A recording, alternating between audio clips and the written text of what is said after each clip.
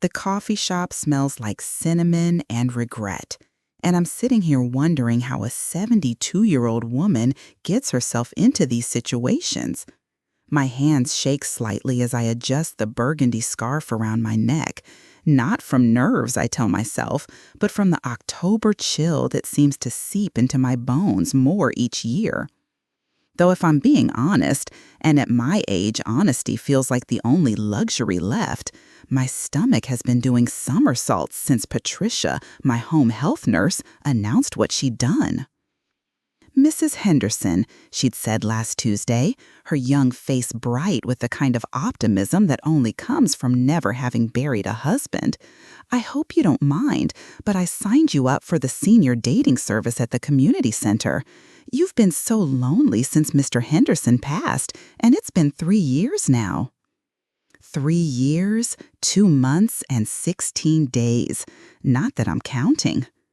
I'd protested, of course, told her I wasn't ready, that Harold was the love of my life, that at 72 I was too old for such nonsense. But Patricia had already filled out the paperwork, already scheduled this meeting for today at Rosie's Cafe on Elm Street. Just coffee, she'd insisted. What's the worst that could happen? Now, staring at my reflection in the cafe window, I can think of several terrible possibilities. What if this woman thinks I'm desperate? What if we have nothing in common? What if, and this thought makes my chest tight, what if I actually like her company and feel guilty about moving on from Harold? The bell above the door chimes, and I force myself not to turn around immediately. Instead, I study the menu I've already memorized 3 times over. Colombian roast, French vanilla, pumpkin spice, as if the choice of coffee could somehow determine the trajectory of the rest of my life. "Excuse me, are you Eleanor?" The voice is warm, with a slight rasp that speaks of years well lived. I look up and see a woman about my age, maybe a year or 2 younger, with silver hair cut in a stylish bob and wearing a navy blue cardigan that brings out her eyes. She's holding a small purse in both hands, and I can see the same nervous energy in her posture that I feel in my own chest. "Yes, I'm Eleanor Henderson." I start to stand, but she waves me back down with a gentle smile. "Please, don't get up. I'm Margaret, but everyone calls me Maggie." She slides into the seat across from me, and I notice she moved carefully, favoring her left hip. I have to admit, I'm as nervous as a teenager at her first dance. It's been a while since I've done anything like this. Her honesty disarms me, and I find myself smiling for the first time all day. "Well, if it makes you feel any better, my nurse signed me up without asking. I nearly didn't show up at all." Maggie laughs, a rich musical sound that fills the small space between us, and something about it tugs at a memory I can't quite place. Oh, bless her heart. Though I suppose that's what we need sometimes, isn't it? Someone to push us out of our comfort zones before we forget there's a whole world still spinning around us. The waitress appears beside our table, young and efficient, with pink streaks in her hair that remind me of my granddaughter Emma. "What can I get you ladies started with?" "Just coffee for me," I say, then glance at Maggie. "Unless you're hungry." "Coffee sounds perfect. Maybe some of that apple cinnamon coffee cake, if you have any left." Maggie's eyes crinkle when she smiles at the waitress. I have a terrible sweet tooth, always have.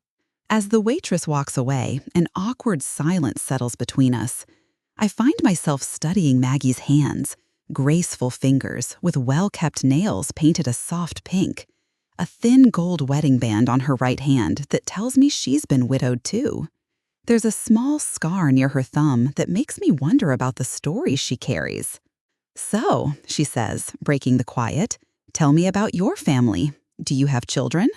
"2 daughters and a son," I reply, grateful for safe territory. "Sarah lives in Portland with her husband and 2 teenagers who think I'm ancient. Michael is in Denver, works in finance, calls every Sunday like clockwork. And my youngest, Beth, she's here in town. Has 3 kids of her own and worries about me constantly. That's lovely. It sounds like you raised good children. Maggie's expression grows wistful. I have one daughter, Susan. She lives in Chicago with her family. 2 grandchildren I don't see nearly enough, 8 and 10 years old now. They video call me every week, but it's not the same as being able to hug them. The coffee arrives, along with 2 plates of cake that neither of us ordered, but both seem grateful for. I take a sip of my coffee, too strong but warming, and watch Maggie add cream until her cup is the color of caramel. "What did you do before you retired?" I ask, falling into the familiar rhythm of getting to know you questions that feel both necessary and insufficient. I was a high school English teacher for 43 years, spent most of my career at Lincoln High, teaching kids who thought Shakespeare was torture and trying to convince them that stories matter. She pauses to take a bite of cake. "What about you?" "I was a nurse, actually. Started in pediatrics, then moved to the maternity ward. Spent 35 years helping bring babies into the world and taking care of new mothers."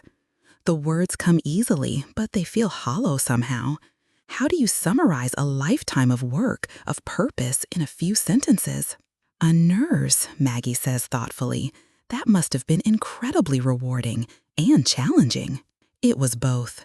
There were days I came home exhausted, emotionally drained from everything I'd seen. But there were also days when I got to watch miracles happen, when a mother held her baby for the first time, or when a sick child turned the corner. I trail off, surprised by the emotion in my own voice. Maggie nods. "I think teachers and nurses understand each other. We both chose professions that required giving pieces of ourselves every day." There's something in her tone, a depth of understanding that makes me look at her more closely.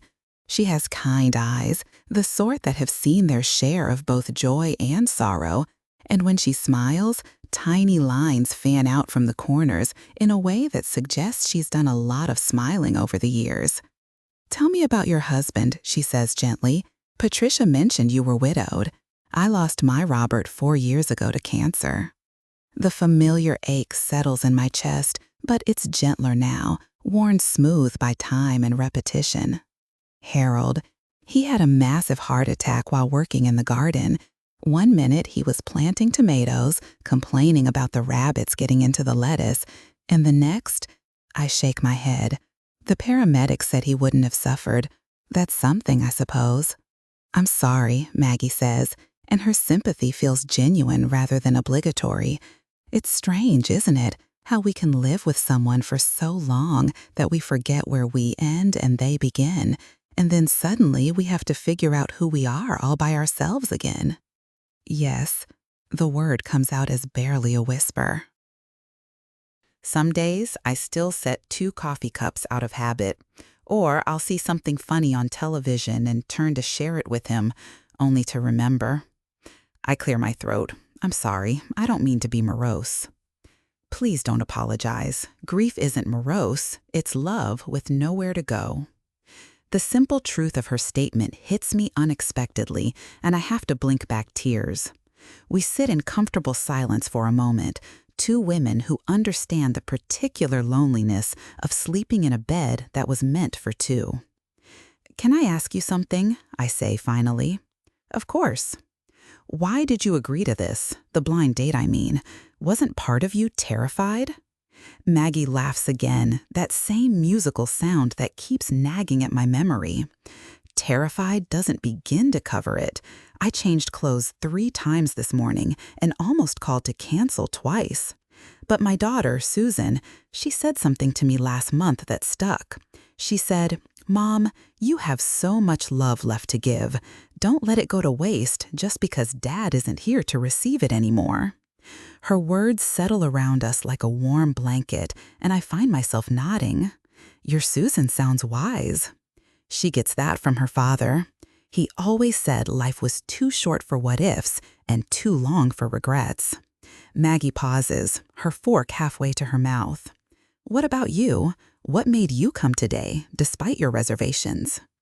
I consider lying, giving some noble answer about being open to new experiences or honoring Patricia's good intentions. Instead, I find myself telling the truth. Loneliness, I suppose. Not just being alone, I've gotten used to that, but the loneliness of having no one to share things with. Last week, I saw the most beautiful sunset from my kitchen window, these incredible shades of orange and pink, and my first thought was how much Harold would have loved it. My second thought was that there was no one to call who would understand why that particular sunset mattered. Oh, my dear, Maggie reaches across the table and briefly touches my hand. Her fingers are warm, and the simple gesture nearly undoes me. I understand completely. Sometimes I think the hardest part isn't missing the big moments, birthdays, anniversaries, holidays. It's missing someone to notice the small things with. We talk for another hour, easily and naturally, about everything and nothing. She tells me about her garden, how she's trying to grow orchids but keeps killing them despite following every instruction she can find. I tell her about the mystery novels I've been devouring, how I've become obsessed with trying to solve the puzzles before the detective does. She shares memories of her teaching days, the students who kept in touch, the ones who broke her heart. I find myself talking about Harold, not just his death, but his life. The way he sang off-key in the shower and his obsession with crossword puzzles. The afternoon light slants through the cafe windows, and I realize we've been here for nearly 3 hours. Other customers have come and gone, but somehow we've created our own little bubble of conversation and connection. I should probably head home, I say reluctantly, though I'm not sure I want this to end. My daughter Beth is stopping by around 5 with the kids. Of course, Maggie signals for the check, but I'm already reaching for my purse. Please let me. Absolutely not. You bought the coffee, I'll get the cake. Her tone is gentle but firm, and something about it reminds me of someone, but the memory slips away before I can grasp it. As we stand to leave, I realize I don't want to say goodbye yet. Maggie, would you like to, would you maybe want to do this again sometime? Perhaps dinner next week? The smile that spreads across her face is radiant. I would love that, Eleanor. I haven't enjoyed an afternoon this much in a very long time. We exchange phone numbers, and she promises to call me tomorrow. As I watch her walk to her car, a silver Honda that's seen better days but is clean and well-maintained, I feel something I haven't experienced in years. Not just contentment or pleasant company, but genuine anticipation for what might come next. The drive home is filled with a kind of giddy energy that makes me feel foolish and wonderful at the same time. I find myself humming, something I haven't done since Harold died, and when I catch my reflection in the rearview mirror at a red light, I'm smiling. Beth's car is already in my driveway when I pull up, and I can see my 10-year-old grandson Tommy's face pressed against the back window, watching for me. The sight fills me with warmth, not just because I love seeing him, but because for the first time in a long while, I have something new to share with my family. As I walk up the front steps, I can hear 8-year-old Lucy's laughter echoing from the backyard, and Beth's voice calling out instructions about not getting too muddy. Normal, wonderful family chaos. But today, instead of feeling like an outsider looking in at life happening around me, I feel like a participant again. Maybe Patricia was right. Maybe some risks are worth taking, even at 72. Maybe especially at 72, when you're wise enough to recognize a gift when it presents itself in the form of silver hair, kind eyes, and a laugh that somehow feels like coming home. The next morning, I wake up before my alarm, which is unusual. I'm typically a creature of habit. Up at 7, coffee by 7:15, morning news until 8. But today, I'm awake at 6:30, staring at the ceiling and replaying yesterday's conversation with Maggie. There's something about her that I can't shake, something familiar that goes deeper than the easy rapport we shared. It's been nagging at me since I got home, a persistent feeling that I've heard her laugh before, seen the way she gestures with her hands when she talks, witnessed that particular tilt of her head when she's thinking. I make my coffee and settle into Harold's old recliner, my recliner now, though I still think of it as his, and try to piece together the fragments of memory that are floating just out of reach. The laugh, definitely the laugh, is what started it. Rich and musical, with a slight snort at the end that she tries to suppress. Where have I heard that before? The phone rings at exactly 9 o'clock, and I know it's her before I even answer. Something about the timing, the way it feels both expected and wonderful. "Good morning, Eleanor. I hope I'm not calling too early." "Not at all. I've been up for hours." I settle back in the chair, already smiling. "I was hoping you'd call." I couldn't stop thinking about our conversation yesterday, about everything really, but especially about what you said about loneliness. It's been keeping me awake.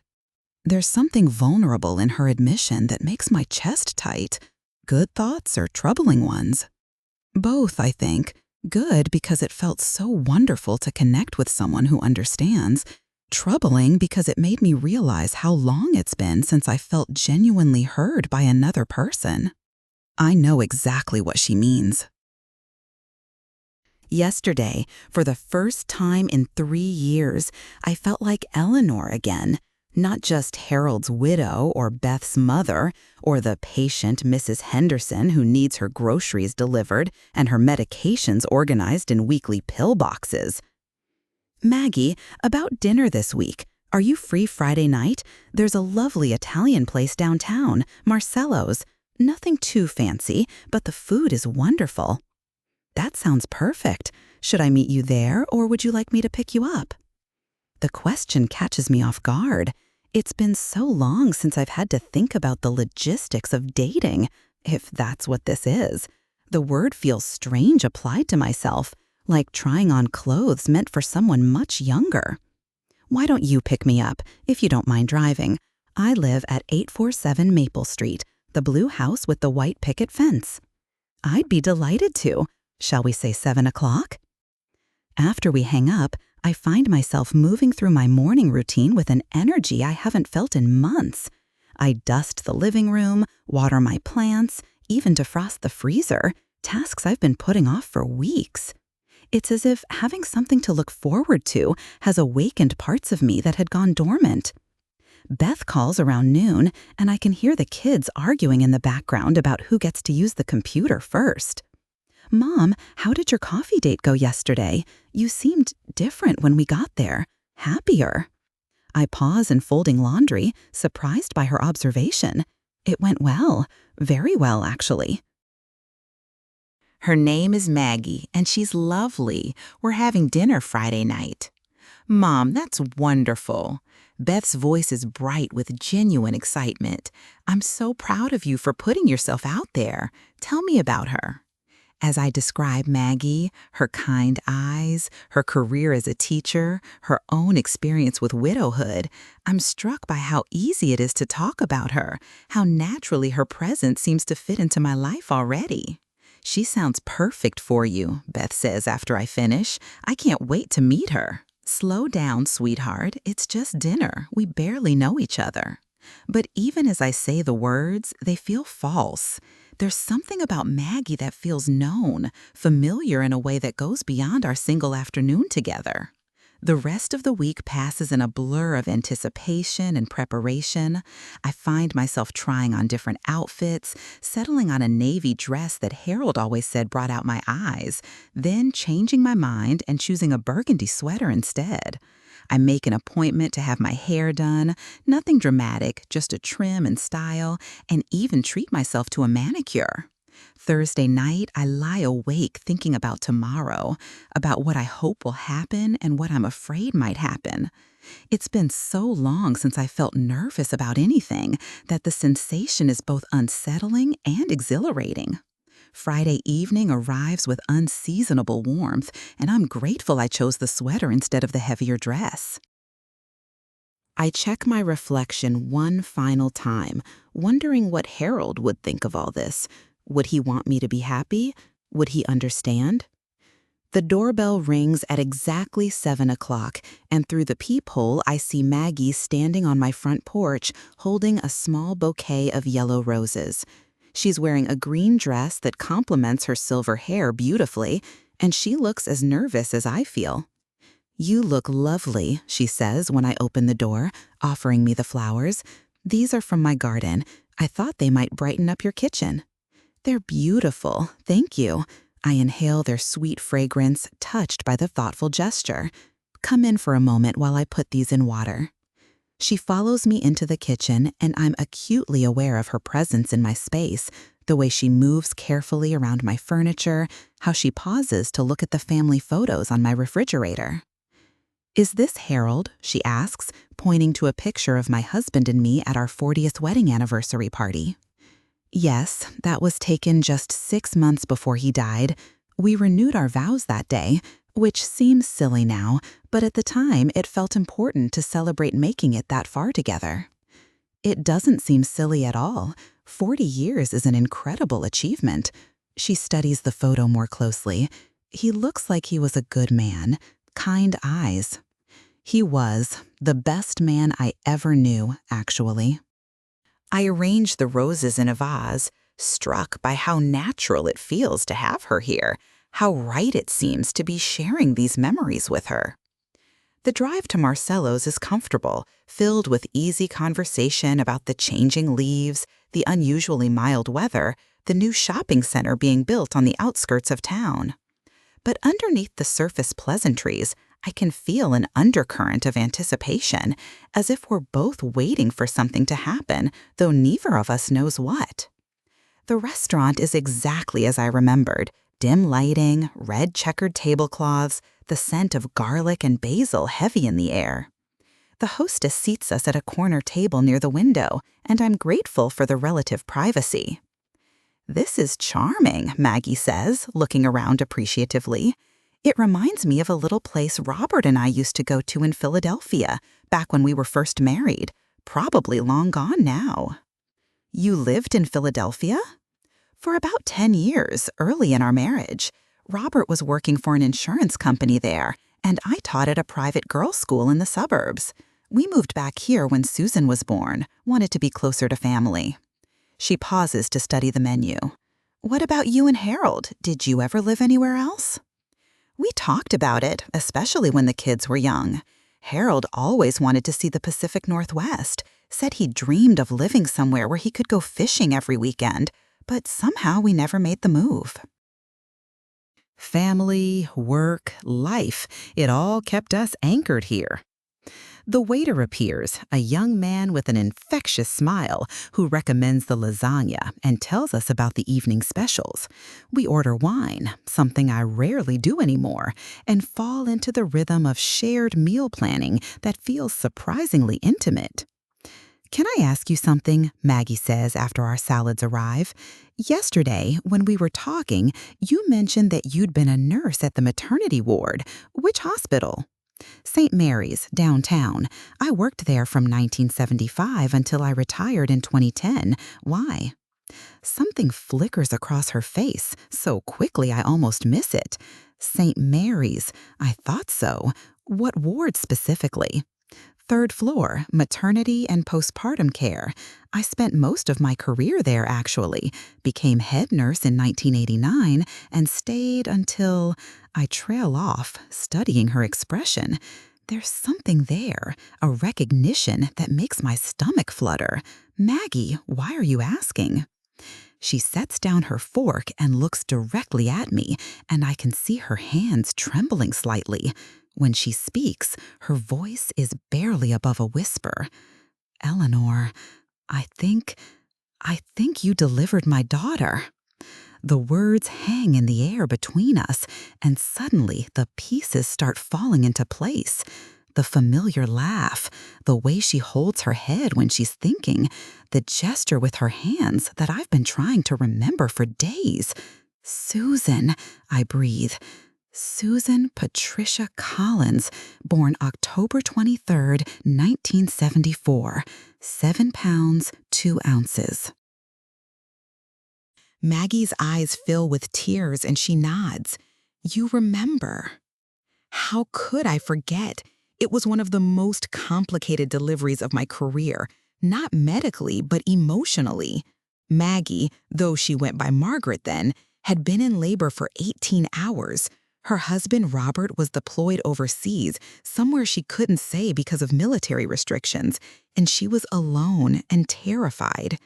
You were so scared, I whisper, the memory flooding back with startling clarity.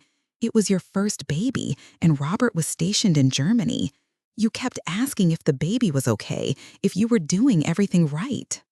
You held my hand through the worst of it, she says, tears streaming down her cheeks now. You told me stories about other mothers you'd helped, sang to me when the pain got too bad. And when Susan was born, when I heard her cry for the first time, you looked at me and said, "Thank you for helping me bring my miracle into the world," I finish, my own voice thick with emotion. I went home that night and told Harold about the brave young woman who trusted me with the most important moment of her life. We sit in stunned silence, both of us crying now, while the full magnitude of this coincidence sails around us. Of all the coffee shops, all the blind dates, all the chances in the world, somehow we found each other again, 49 years later. I can't believe it, Maggie whispers. All those times I wondered about the nurse who was so kind to me, who made me feel safe during the scariest experience of my life. I used to tell Susan about you when she was little, about the angel who helped bring her into the world. I remembered you too, not just because of the delivery, but because you sent me a Christmas card that first year with a photo of Susan. You wrote that she was healthy and happy, and you thanked me again for taking such good care of both of you. I did send cards, for years actually, until we moved and I lost track of your address. The waiter appears to refill our wine glasses, clearly sensing the emotional weight of our conversation, but politely pretending not to notice our tears. After he leaves, Maggie reaches across the table and takes my hand. Eleanor, this can't be a coincidence. The chances of this happening, of us finding each other like this. I know. I squeeze her fingers, marveling at how right this feels, how perfectly this impossible puzzle piece fits into place. Patricia, my nurse, she's going to die when I tell her about this. Patricia? Eleanor? Susan's middle name is Patricia. I named her after you. The revelation hits me like a physical blow, and I have to catch my breath. After me? You told me that first night, when I was so scared and alone, that your middle name was Patricia. You said it meant noble in Latin, and that your mother had chosen it because she wanted you to always remember to treat people with dignity and kindness. It seemed like the perfect name for my daughter, to honor the woman who showed me such compassion. I'm sobbing now, unable to contain the overwhelming emotion of this moment.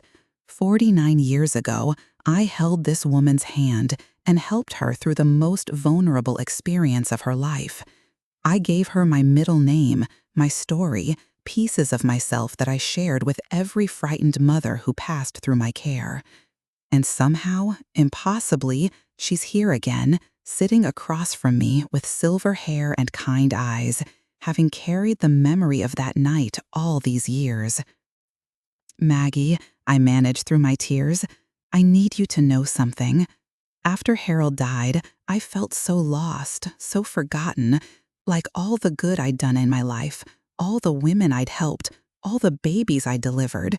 None of it mattered anymore because there was no one left who remembered. Oh, my dear Eleanor. But you remembered. You named your daughter after me. You told her stories about me. You carried that night with you all these years. Do you know what that means to me? To know that something I did mattered that much? We sit there crying and laughing and marveling at the impossibility of it all, while our dinner gets cold and the restaurant fills with the Friday night crowd. But nothing else matters in this moment except the miracle of connection, of lives intertwining across decades and circumstances to bring us back together when we both needed it most. "There's something else," Maggie says eventually, wiping her eyes with her napkin. "Susan lives in Chicago now, remember? She's a social worker, specializing in helping new mothers who don't have family support. She says she's drawn to that work because of the story I told her about the nurse who took care of me when she was born." The circle feels complete now, not just between Maggie and me, but extending to the next generation, to Susan, who chose a career helping vulnerable women because of a story her mother told about kindness shown by a stranger 49 years ago. "I'd love to meet her," I whisper. "If she'd want that, I mean. It seems impossible, but I'd love to meet the baby I helped bring into the world." "She'll want that more than you can imagine. She's always wondered about you, always wanted to thank you herself." Maggie's face is radiant despite her tears. "Eleanor, I think this is why we found each other. Not just for companionship or to ease our loneliness, but to complete this story that started so long ago." As we finally turn our attention to our now cold lasagna, I feel something shifting inside me, pieces of my identity falling back into place. For 3 years, I felt like half a person, Harold's widow, but no longer Harold's wife. A retired nurse, but no longer actively caring for people. A mother and grandmother, but not central to anyone's daily life. But sitting here with Maggie, remembering that night in 1974, I feel like Eleanor Patricia Henderson again. Not just who I was to Harold or who I am to my children, but who I was to the hundreds of women who trusted me with their most precious moments. I helped bring life into the world. I held hands and offered comfort and made scared young mothers feel safe. That work, that calling, that piece of who I am, it doesn't disappear just because I'm no longer practicing it. "Maggie," I say as we're leaving the restaurant, "I want you to know that tonight has been a gift. Not just dinner, not just the company, but the reminder of who I used to be, who I still am, underneath all the grief and loneliness." "For me too," she says, linking her arm through mine as we walk to her car. "I've been Margaret the widow for so long, I almost forgot I was ever Margaret the brave young mother who brought a beautiful daughter into the world." The drive back to my house is quiet, both of us lost in thought, processing the magnitude of what's happened. When she walks me to my door, I turn to face her, and for a moment, we just stand there, two women who found each other across time and circumstance. "This isn't the end of our story," I say, surprised by the certainty in my voice. "No," she agrees, smiling. "I think it's just the beginning." 3 weeks later, I'm standing in the arrivals area of the regional airport, holding a sign that says Susan Collins, even though I know I'll recognize her the moment I see her. Maggie is beside me, practically vibrating with nervous energy, checking her watch every 30 seconds. "Her flight landed 10 minutes ago," she says for the third time. "Do you think something's wrong?" She has to get off the plane, collect her luggage, navigate the airport, I say calmly, though my own heart is racing. Give her time.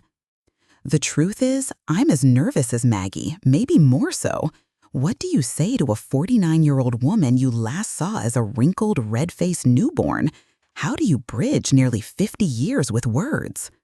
"There!" Maggie suddenly grabs my arm, pointing toward the security exit. There she is. And I see her, tall and slender like her mother, with dark hair touched with silver at the temples and Maggie's same kind eyes. She's scanning the crowd, looking uncertain, until she spots us and her face breaks into a radiant smile. Susan doesn't walk toward us, she runs, her carry-on bag bouncing behind her. And when she reaches us, she doesn't hesitate. She wraps both Maggie and me in a fierce hug that nearly knocks us all off balance. "I can't believe this is really happening," she says, her voice thick with emotion. Mom's told me so much about you over the years, Eleanor. You were like a guardian angel in our family stories. Oh, sweetheart, I manage, tears already starting. You have no idea how much meeting you means to me. We drive to my house where I've prepared lunch and set out photo albums spanning 50 years. Susan sits between her mother and me on the couch, looking through pictures of my own children, my grandchildren, Harold, and me through the decades. This is so surreal, she says, studying a photo of me in my nursing uniform from the 1980s. I've imagined you so many times over the years, wondered what you looked like, what your life was like, and here you are, and you're exactly as kind and warm as Mom always described. Your mother has been telling everyone who'll listen about our coincidental meeting, I say, glancing at Maggie with affection. I think she's called half of Chicago by now. Not half, Maggie protests, maybe a quarter. Susan laughs, the same musical sound as her mother's, and I'm struck by the continuity of it all, the way laughter and love get passed down through generations, connecting us across time. I brought something for you, Susan says, reaching into her purse. She pulls out a small velvet box and hands it to me with shaking hands. I've been carrying this for 20 years, hoping someday I'd get to give it to you. Inside the box is a delicate silver pendant shaped like a stethoscope with a small diamond at the center. It's beautiful and thoughtful and completely unexpected. Susan, I can't accept this. It's too much. Please, she insists. When I graduated from graduate school, I had this made. I wanted to have something to remind me of the woman who helped bring me into the world, who showed my mother such kindness when she needed it most. I always planned to find you someday and give it to you as a thank you.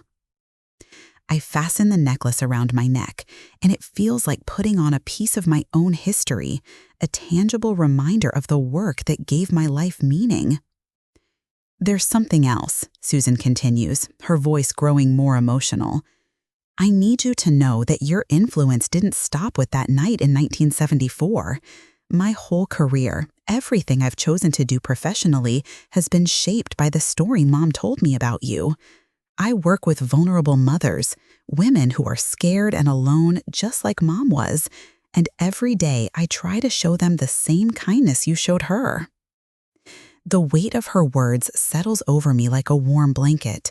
My work, our work, mine and Harold's and every nurse and doctor and orderly who ever held a frightened woman's hand, it's still continuing, rippling outward through people I've never met, touching lives I'll never know about. You've both given me such a gift, I say, looking between mother and daughter. These two remarkable women who've become so precious to me so quickly. For 3 years, I felt like my best days were behind me, like all the good I'd done in the world was finished. But meeting you, Maggie, and now you, Susan, it's reminded me that the love we put into the world doesn't die when we retire or when we lose our spouses. It keeps growing, keeps touching new lives, keeps making a difference. We spend the afternoon sharing stories, filling in the gaps of nearly 50 years. Susan tells me about her children, her work, her marriage to a kind man who teaches high school chemistry. Maggie shares memories of Susan's childhood, the challenges and joys of single motherhood during Robert's frequent deployments. I find myself opening up about Harold, about the early struggles of our marriage, about the children we lost before they were born, and how those losses made us appreciate the 3 who lived even more. As the afternoon wears on, I watch the easy affection between mother and daughter, the way they finish each other's sentences and share private jokes. It reminds me of my relationship with my own daughters, but it's also something new. I'm not just observing their bond, I'm somehow part of it now, woven into their family story in a way that feels both miraculous and natural. You know, Susan says as we're clearing away the lunch dishes, I've been thinking about something ever since Mom told me about finding you again. I run a support group for new mothers at the hospital where I work, women who don't have family nearby or whose pregnancies were unplanned. Would you ever consider coming to talk to them about your experience as a maternity nurse, about how important it is to have someone who believes in you during those scary early days? The invitation catches me completely off guard. For a moment, I'm transported back to the maternity ward, remembering the faces of countless young mothers who just needed someone to tell them they were strong enough, capable enough, loved enough to bring their babies safely into the world. I don't know if I'd be any good at that anymore, I stammer. It's been 15 years since I retired. The medical field has changed so much. But the emotional part hasn't, Maggie says gently. The fear, the uncertainty, the need for reassurance, that's exactly the same as it was in 1974. Think about it, Susan adds. You don't have to decide right now, but these women, they need to hear from someone who's seen hundreds of births, who knows that even when everything feels overwhelming and scary, most of the time it works out okay. That evening, after Susan has returned to her hotel and Maggie has gone home, I sit in Harold's recliner, my recliner, thinking about the day, about the invitation, about the strange turns life can take when you least expect them. The silver stethoscope pendant rests against my chest, a tangible reminder of a career I thought was finished, a purpose I thought was behind me. I pick up the phone and dial Beth's number, needing to share this extraordinary day with someone who'll understand what it means. Mom? How did lunch go with Susan? Oh, Beth, I say. And then the whole story comes tumbling out. The recognition, the impossible coincidence, Susan's invitation, the feeling that maybe my story isn't over after all. Mom, that's incredible. It's like something out of a movie. Beth's voice is full of wonder. And she wants you to speak to new mothers. That's perfect. You were born for that kind of work. I don't know, sweetheart. I'm 72 years old. These young women probably want to hear from someone closer to their own age, someone who understands modern parenting. Mom, are you kidding me? You delivered babies for 35 years. You've raised 3 children and helped raise 6 grandchildren. You know more about motherhood than anyone I know, and you have the gentlest, most reassuring way of talking to people when they're scared. Beth causes. Besides, don't you miss it? Don't you miss being useful? Her words hit me squarely in the chest. Yes, I miss it. I miss feeling needed, miss having skills that matter, miss the profound privilege of being present for the most important moments in people's lives. You're right, I admit. I do miss it, more than I realized. Then do it, Mom. You always taught us that when life gives you an opportunity to help others, you take it, even if it scares you. After we hang up, I call Maggie, needing to hear her voice, to ground myself in this new reality where the woman I'm falling for is connected to my past in the most meaningful way imaginable. Eleanor, I was just thinking about you, she says when she answers, and the warmth in her voice makes me smile. I've been thinking about Susan's invitation, I tell her, about speaking to those new mothers. And I think I want to do it. I think I need to do it. Oh, Eleanor, that's wonderful. Those women have no idea how lucky they're about to be. We talk for another hour about the day, about Susan, about the strange and beautiful way our lives have intersected. As we're saying goodnight, Maggie says something that stops me cold. Eleanor, I need you to know that meeting you again, falling for you, it doesn't diminish what I had with Robert. If anything, it honors it. He always said that love multiplies rather than divides, that caring for one person doesn't mean you have less care to give to others. I've been thinking the same thing about Harold, I admit. He would have liked you, Maggie. He would have loved seeing me happy again. Good, because I plan on making you very happy for whatever time we have left. The certainty in her voice, the promise implicit in her words, fills me with a warmth I haven't felt in years. Not just the excitement of new romance, but the deeper satisfaction of finding someone who understands not just who I am now, but who I've always been. 2 months later, I'm standing in front of a room full of 20-something mothers, their babies sleeping in carriers or nursing quietly while their mothers listen to me talk about the miracle and terror of bringing new life into the world. My hands are shaking slightly. They always do now when I'm nervous, but my voice is steady, strong with the authority of decades of experience. The night my daughter was born, I say, looking directly at a young woman in the front row who's been crying softly throughout my talk, I was absolutely convinced I was going to die. Not from medical complications, but from pure terror. I was 22 years old, married for barely a year, and I had no idea what I was doing. A few of the mothers laugh, recognizing themselves in my words.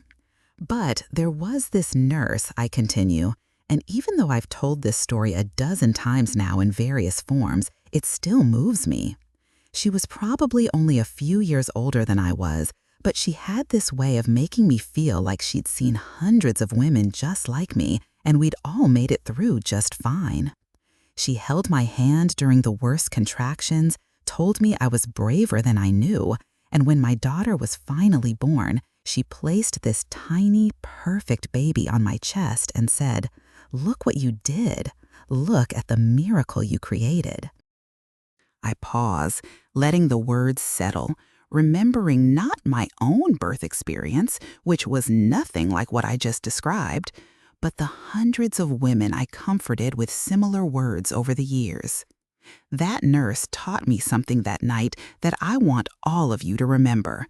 You are stronger than you think you are, more capable than you believe, and more loved than you sometimes feel. Every single one of you has already done the most miraculous thing a human being can do. You've created life, nurtured it, brought it safely into the world. Everything else is just details. After the session, several of the mothers approached me, wanting to talk, wanting reassurance about everything from breastfeeding difficulties to postpartum depression to the overwhelming responsibility of keeping another human being alive. I listen, offer what guidance I can, and marvel at how natural this feels, how right it is to be using these skills again. Susan finds me in the hallway afterward, her eyes bright with unshed tears. "Eleanor, that was beautiful. Did you see their faces? You gave them exactly what they needed to hear." It felt good, I admit, better than good. It felt like coming home. "I was wondering," Susan says carefully, "would you consider making this a regular thing, maybe once a month? I've had 3 other hospitals call asking if you'd come speak to their support groups too." The idea both thrills and terrifies me. A month ago, I thought my useful days were behind me. Now I'm being offered the chance to step back into purpose, to use my experience and wisdom to help a new generation of mothers navigate the same fears and joys I witnessed for decades. Yes, I say without hesitation. Yes, I'd love that. Maggie is waiting for me in the hospital parking lot, reading a book in her car with the windows cracked to let in the unseasonably warm November air. When she sees me approaching, her face lights up with the same radiant smile that's been greeting me for 2 months now. "How did it go?" she asks as I settle into the passenger seat. It was perfect, scary and wonderful, and exactly what I needed to be doing. I reach over and take her hand, marveling at how natural the gesture has become. Susan wants me to make it a regular thing. Other hospitals are interested too. "Eleanor, that's incredible. I'm so proud of you." The drive home is comfortable, filled with easy conversation about our day, our plans for the weekend, the book club Maggie has convinced me to join. Normal, domestic, wonderful, the kind of everyday companionship I thought I'd lost forever when Harold died. "Can I ask you something?" I say as we pull into my driveway. "Of course." "Do you ever feel guilty? About being happy again, I mean. about finding love when Robert isn't here to share it. Maggie turns off the engine and sits quietly for a moment, considering her answer. Sometimes, she says finally, but then I think about what Robert would say if he could see me now. He'd probably tease me about taking so long to put myself back out there, and then he'd tell me he was glad I found someone who makes me laugh. Harold would have liked you, I say again, something I've told her several times but still feels important to repeat.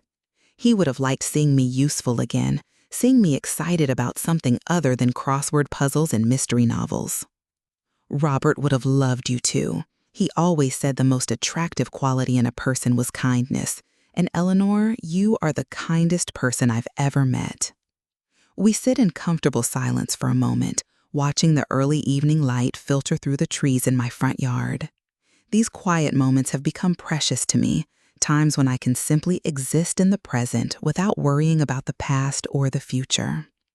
Maggie, I say eventually, I want you to know that these past 2 months since we found each other again, they've been some of the happiest of my life. Not just because of the romance, though that's wonderful, but because you've helped me remember who I am underneath all the grief and loneliness. You've done the same for me, she says, squeezing my hand. I'd forgotten what it felt like to have someone to share good news with, someone who cares about the small details of my day. I love you, I say suddenly, the words surprising me with their spontaneousness. It's the first time either of us has said it explicitly, though it's been implicit in our gestures and glances for weeks now. I love you too, she responds without hesitation, and the simple declaration feels like the most natural thing in the world. That night, as I'm getting ready for bed, I catch sight of myself in the bathroom mirror and am startled by what I see. Not an old woman going through the motions of living, but a person with bright eyes and color in her cheeks, someone who looks forward to tomorrow instead of just enduring it. The silver stethoscope pendant catches the light, and I touch it gently, thinking about the impossible chain of events that brought me to this moment. A young nurse's kindness in 1974, a daughter named for that nurse's middle name, a well-meaning home health aide's unauthorized matchmaking, a laugh that triggered a decades-old memory. All the small choices and chance encounters that had to align perfectly for Maggie and me to find each other again, for me to rediscover my purpose, for both of us to learn that it's never too late for new chapters, new love, new ways of being useful in the world. I think about tomorrow. I'm scheduled to speak at another hospital in the afternoon, and Maggie and I are having dinner afterward to celebrate her birthday. I think about next week when Susan is bringing her children to visit so they can meet the woman who helped bring their mother into the world. I think about Christmas, which for the first time in 3 years, I'm actually looking forward to because I'll have Maggie to share it with, stories to tell, laughter to create. But mostly, I think about the young mothers I spoke to today, how they reminded me of myself at their age, how my words seemed to ease some small part of their fear and uncertainty. Tomorrow, there will be more mothers, more babies, more opportunities to offer the same gift that anonymous nurse gave me decades ago, the reassurance that they are strong enough, brave enough, loved enough to handle whatever comes next. It's a good life, this unexpected second act, not the life I planned when I was young and thought the future was predictable, not the life I imagined when Harold and I made our 50-year plans, but it's mine, and it's full of purpose and love and the deep satisfaction that comes from using your gifts in service of others. At 72, I'm learning that happiness isn't something that happens to you once and then you either keep it or lose it forever. It's something you create again and again through the choices you make, the risks you take, the love you allow yourself to give and receive. And sometimes, if you're very lucky, it comes in the form of a laugh you recognize from 1974, a blind date arranged by someone who cares about your loneliness, and the miraculous discovery that the most important work of your life isn't behind you after all. It's just been waiting for the right moment to begin again. 6 months later, I'm standing in the kitchen of the house that used to be just mine, watching Maggie arrange fresh flowers in the vase we bought together last weekend. The morning light streams through the window, illuminating the silver in her hair and the contentment on her face as she works. We've been living together for 2 months now, a decision that shocked my children and delighted my grandchildren, who think it's wonderfully romantic that their grandmother has a girlfriend, as 8-year-old Lucy insists on calling Maggie. The transition has been easier than either of us expected. We're both old enough to know what we like, settled enough in our routines to appreciate rather than resent each other's quirks. "The daffodils are coming up in the back garden," Maggie says without turning around. I know it's only February, but they're determined to be optimistic about spring. "Like someone else I know," I say, wrapping my arms around her waist from behind and resting my chin on her shoulder. She smells like the lavender soap she prefers and the subtle perfume she wears only on special occasions, which, according to her, is any day she gets to wake up next to me. Today is special for a different reason, though. It's the 6-month anniversary of our first coffee date, a milestone we've decided to celebrate by driving to the hospital where Susan was born, where our lives first intersected all those years ago. It's also the day I'm officially starting as a volunteer coordinator for the hospital's new mother support program, a position they created specifically for me after word spread about my work with postpartum support groups. "Are you nervous?" Maggie asks, turning in my arms so we're face to face. Terrified, I admit. It's been so long since I've had any kind of official position, any real responsibility. What if I'm too old for this? What if I can't keep up with the technology, the new protocols? "Eleanor Patricia Henderson," Maggie says firmly, using my full name the way she does when she's about to tell me something important. "You have delivered more babies and comforted more scared mothers than anyone else in this city. You have wisdom and experience and the biggest heart of anyone I've ever met. Those women need you, and you are going to be magnificent." Her faith in me is unwavering, and it gives me strength when my own confidence falters. This is what love looks like at our age. Not just passion and romance, though we have plenty of both, but the steady, daily choice to believe in each other's potential, even when we struggle to believe in our own. The phone rings, interrupting the moment. It's Susan, calling from Chicago as she does every Tuesday morning, a ritual that's become one of the highlights of my week. "Good morning, Eleanor. How are you feeling about your big day?" "Nervous," I tell her honestly, "but excited too. Your mother is convinced I'm going to revolutionize maternal care single-handedly." Susan laughs, that same musical sound that drew me to her mother 6 months ago. She's probably right.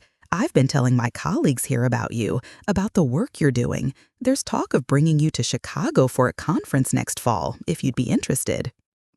The idea of traveling, of sharing my experience with a wider audience, both thrills and intimidates me. But I've learned over these past months that the things that scare me most are often the things most worth doing. "I'd love that," I hear myself saying, "as long as Maggie can come with me. I don't think I'm brave enough to conquer Chicago on my own." "Of course, we'd love to have both of you. The kids are already asking when Grandma Eleanor is coming to visit again." Grandma Eleanor. The title fills me with warmth every time Susan's children use it. I'm not their biological grandmother, but I've somehow become family anyway, woven into their lives through story and affection and the strange alchemy that turns strangers into chosen family. After we hang up, Maggie and I finish our morning routine. Coffee on the back porch, a quick walk around the neighborhood to check on Mrs. Patterson's cat and Mr. Rodriguez's prize-winning roses, breakfast at the kitchen table while we read the newspaper aloud to each other. Normal, domestic, precious routines that anchor our days and remind us how fortunate we are to have found each other. At exactly 10 o'clock, we drive to St. Mary's Hospital, the same building where I spent 35 years of my career, where Susan was born, where the foundation of everything that's happening now was laid decades ago. The maternity ward has been renovated since my time, modernized with private rooms and updated equipment, but the essence is the same. The controlled chaos of new life arriving, the mixture of joy and terror that accompanies every birth. Mrs. Henderson, a young nurse approaches us at the information desk. I'm Sarah Chen, the head of maternity nursing. We're so excited to have you joining our team.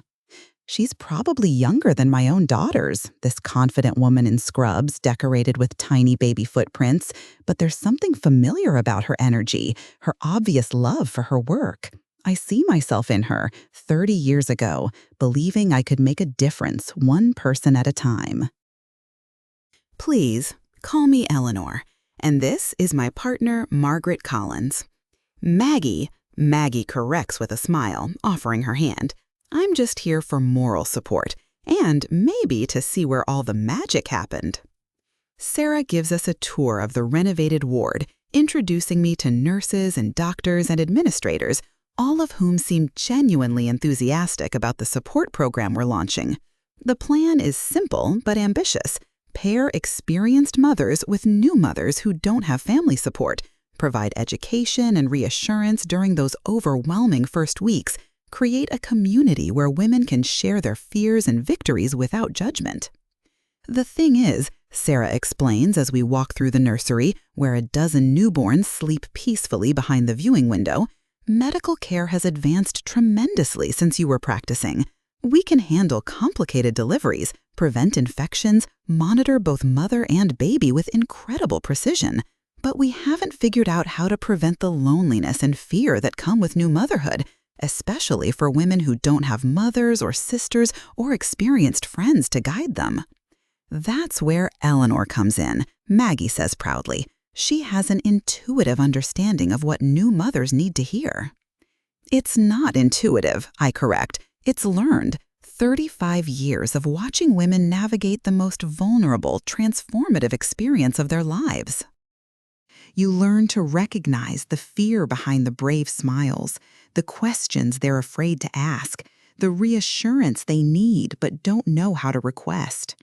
We spend the morning meeting with the social workers who'll be referring women to our program, the lactation consultants who'll be working alongside us, the administrators who'll be evaluating our success. By lunchtime, my head is spinning with names and procedures and protocols, but my heart is singing with purpose. How do you feel? Maggie asks as we sit in the hospital cafeteria, eating sandwiches that taste exactly like hospital food from decades ago. Some things never change. Like I'm home, I say simply, different than before, but home nonetheless. That afternoon, I attend my first official support group meeting, not as a speaker, but as a facilitator, and I'm struck by how easily I fall back into the rhythm of listening, offering guidance, creating space for women to share their fears and discoveries. The mothers are young. Most of them could be my granddaughters, but their concerns are timeless. Are they doing everything right? Will their babies be healthy? How do they balance their own needs with their children's demands? When will they feel confident instead of constantly terrified? I listen more than I speak, but when I do offer advice, I can see the relief in their eyes. Not because I have all the answers, but because my presence communicates something essential. Other women have walked this path before them, have survived the sleepless nights and the overwhelming responsibility and the fierce protective love that changes everything about who you thought you were. My grandmother lives in Florida, one young mother says, bouncing her fussy 3-week-old daughter while tears stream down her cheeks. She keeps calling and giving me advice over the phone, but it's not the same as having someone here who can show me what I'm doing wrong. What makes you think you're doing something wrong? I ask gently. She cries all the time. I must be feeding her wrong or holding her wrong or something. My grandmother says babies didn't cry this much when she was raising children. I see Maggie smile from her chair in the corner, where she's been quietly observing the session.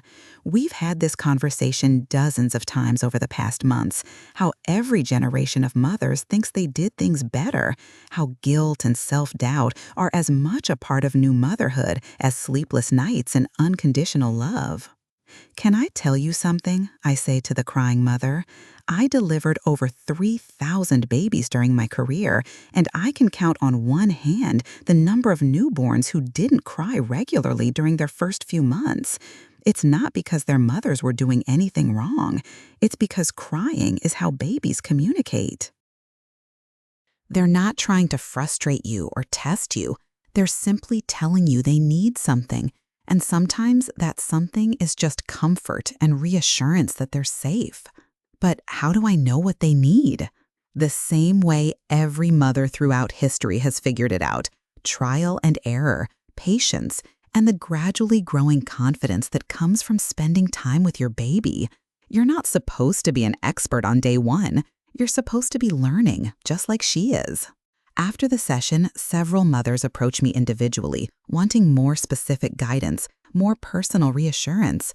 I give what I can, exchange phone numbers, promise to check in during the week.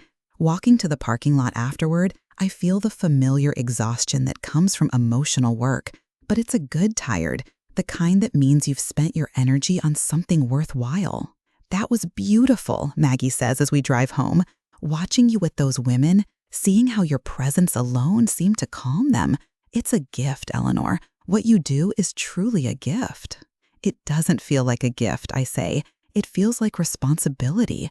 These women trust me with their fears, their vulnerability. That's not something I take lightly." "I know. That's what makes you so good at it."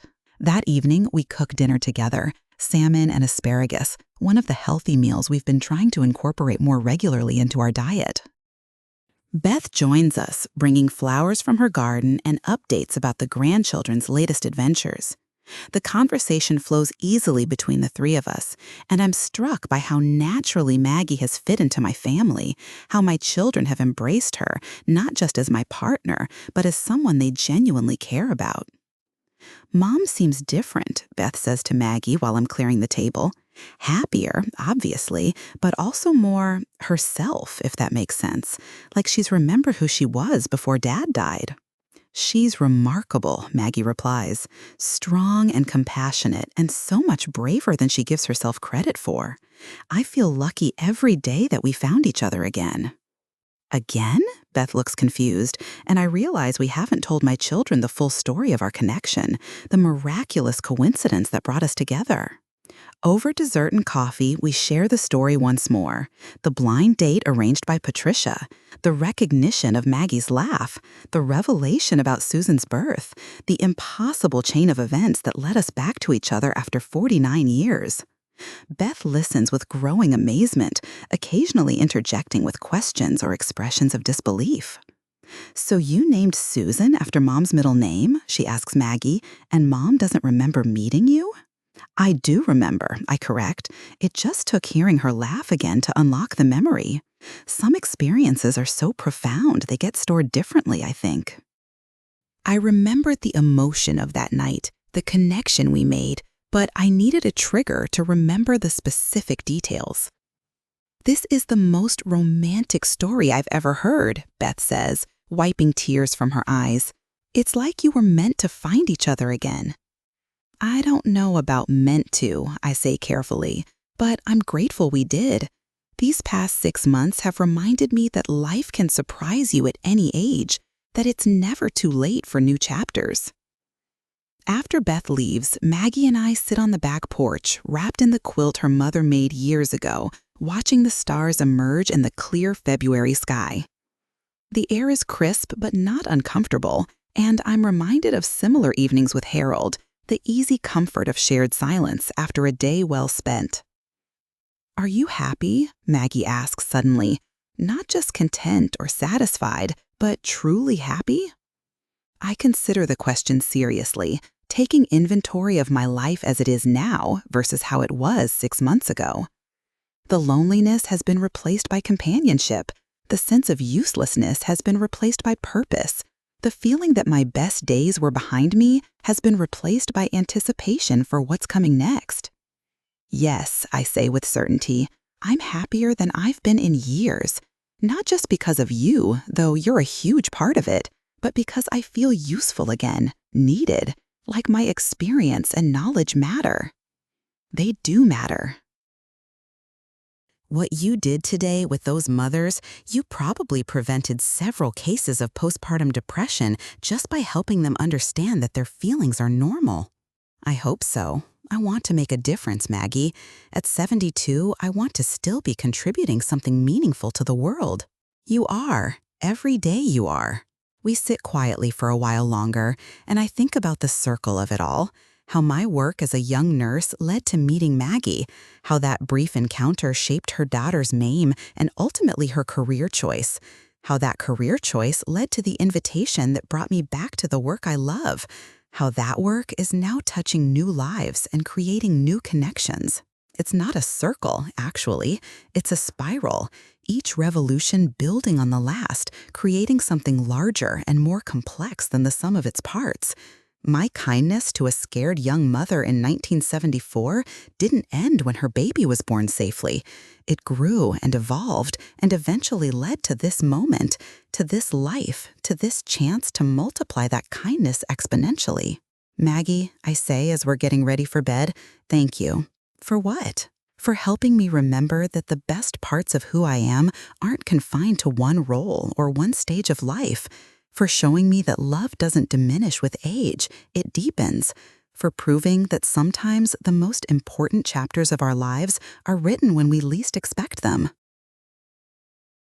She kisses me goodnight, a gesture that still feels miraculous after 6 months, and I fall asleep thinking about tomorrow's support group meeting, about the young mothers who'll be looking to me for guidance and reassurance, about the babies who'll be born, and the lives that will be shaped by the connections we make in those vulnerable early days.